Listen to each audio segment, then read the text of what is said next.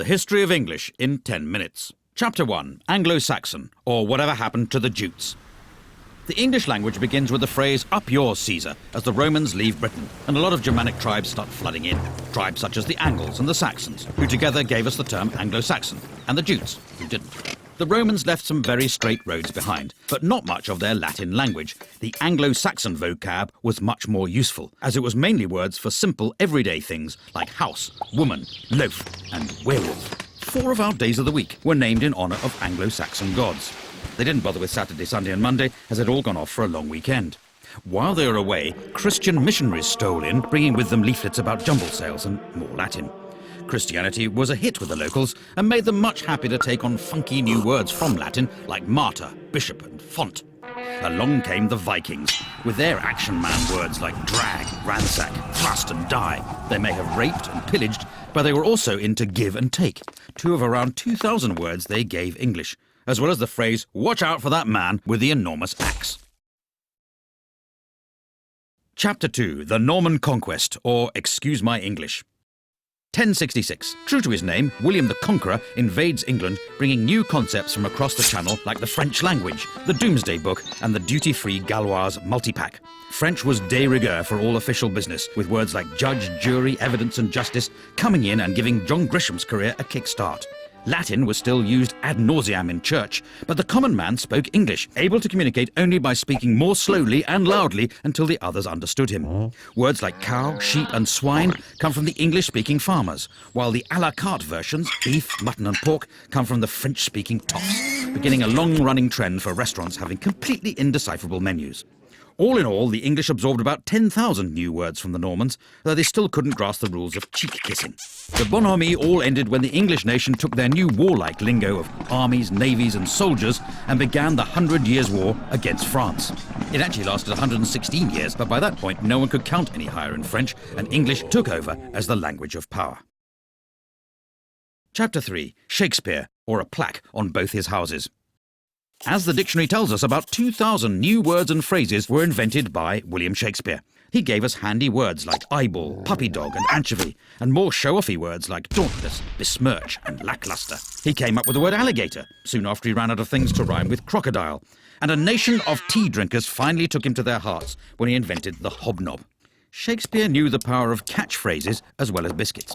Without him, we'd never eat our flesh and blood out of house and home. We'd have to say good riddance to the green-eyed monster, and breaking the ice would be as dead as a doornail. If you tried to get your money's worth, you'd be given short shrift, and anyone who laid it on with a trowel could be hoist with his own petard. Of course, it's possible other people used these words first, but the dictionary writers liked looking them up in Shakespeare because there was more cross-dressing and people poking each other's eyes out. Shakespeare's poetry showed the world that English was a rich, vibrant language with limitless expressive and emotional power, and he still had time to open all those tea rooms in Stratford. Chapter 4. The King James Bible, or Let There Be Light reading. In 1611, the powers that be turned the world upside down with a labour of love, a new translation of the Bible. A team of scribes with the wisdom of Solomon went the extra mile to make King James' translation all things to all men, whether from their heart's desire to fight the good fight or just for the filthy lucre. This sexy new Bible went from strength to strength, getting to the root of the matter in a language even the salt of the earth could understand. The writing wasn't on the wall, it was in handy little books, with fire and brimstone preachers reading it in every church. Its words and phrases took root to the ends of the earth, or at least the ends of Britain. The King James Bible is the book that taught us that a leopard can't change its spots, that a bird in the hand is worth 2 in the bush, that a wolf in sheep's clothing is harder to spot than you would imagine, and how annoying it is to have a fly in your ointment. In fact, just as Jonathan begat Meribal, and Meribal begat Micah, the King James Bible begat a whole glossary of metaphor and morality that still shapes the way English is spoken today. Amen. Chapter 5. The English of Science, or How to Speak with Gravity. Before the 17th century, scientists weren't really recognised, possibly because lab coats had yet to catch on. But suddenly Britain was full of physicists. There was Robert Hooke, Robert Boyle, and even some people not called Robert, like Isaac Newton. The Royal Society was formed out of the Invisible College, after they put it down somewhere and couldn't find it again. At first they worked in Latin. After sitting through Newton's story about the pomum falling to the terror from the arbor for the umpteenth time, the bright sparks realised they all spoke English, and they could transform our understanding of the universe much quicker by talking in their own language. But science was discovering things faster than they could name them. Words like acid, gravity, electricity, and pendulum had to be invented just to stop their meetings turning into an endless game of charades. Like teenage boys, the scientists suddenly became aware of the human body, coining new words like cardiac and tonsil, ovary and sternum. And the invention of penis and vagina made sex education classes a bit easier to follow, though clitoris was still a source of confusion. Chapter 6. English and Empire, or The Sun Never Sets on the English Language. With English making its name as the language of science, the Bible and Shakespeare, Britain decided to take it on tour, asking only for land, wealth, natural resources, total obedience to the crown, and a few local words in return. They went to the Caribbean looking for gold and a chance to really unwind, discovering the barbecue, the canoe, and a pretty good recipe for rum punch. They also brought back the word cannibal to make their trip sound more exciting. In India, there was something for everyone. Yoga to help you stay in shape while pretending to be spiritual. If that didn't work, there was the cummerbund to hide the paunch. And if you couldn't even make it up the stairs without turning crimson, they had the bungalow. Meanwhile, in Africa, they picked up words like voodoo and zombie, kicking off the teen horror film.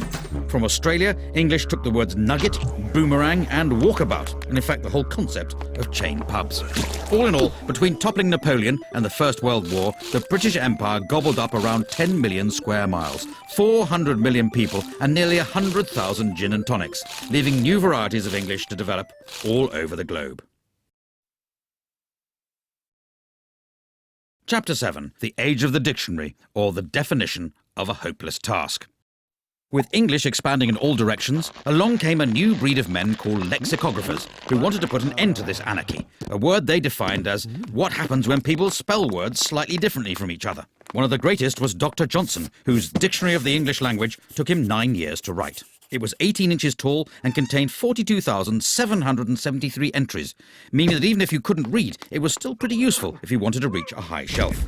For the first time, when people were calling you a pickle herring, a jobbernowl, or a fopdoodle, you could understand exactly what they meant, and you'd have the consolation of knowing they were all using the standard spelling.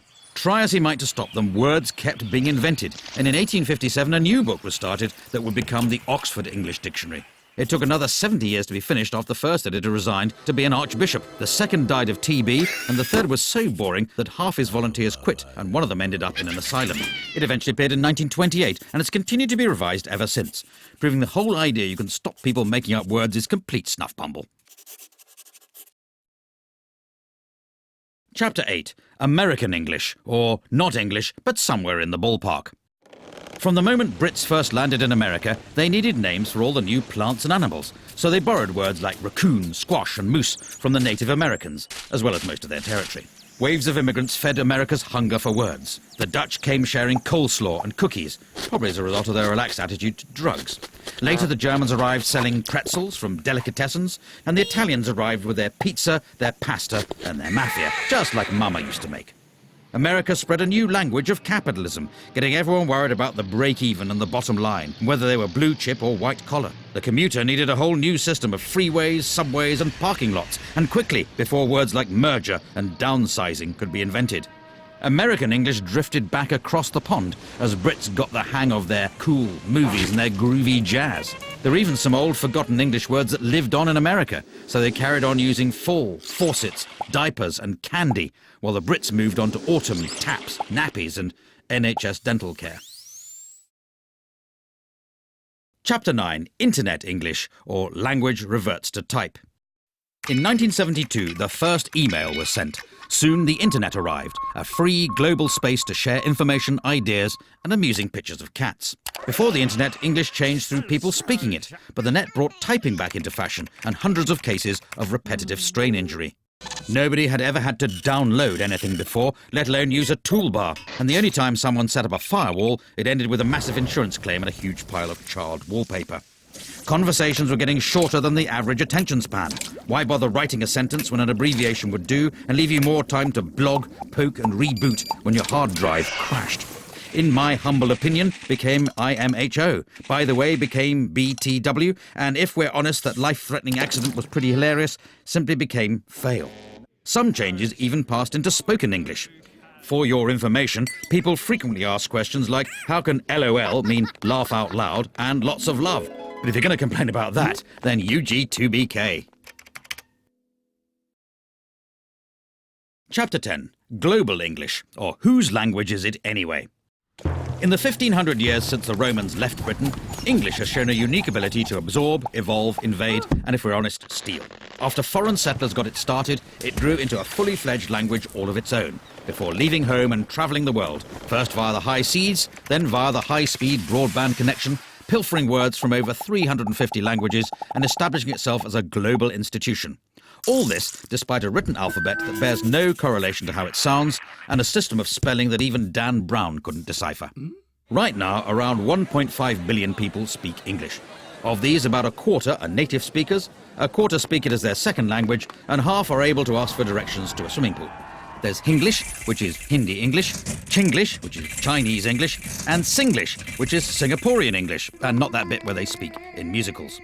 So in conclusion, the language has got so little to do with England these days, it may well be time to stop calling it English. But if someone does think up a new name for it, it should probably be in Chinese.